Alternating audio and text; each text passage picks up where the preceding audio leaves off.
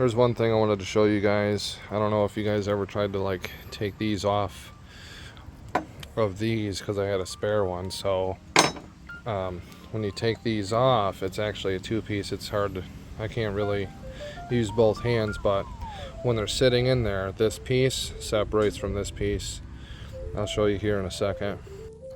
So anyway, when you get these out, you put this piece in first, like this. Okay, maybe a little bit. There we go. There, and then you put this piece in after. The little wedge, come on, focus. That little wedge right there goes right in there. And when you push it in there, those prongs on the other side, it separates them so it can't.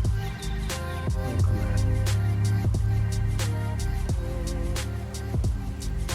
There we go. There.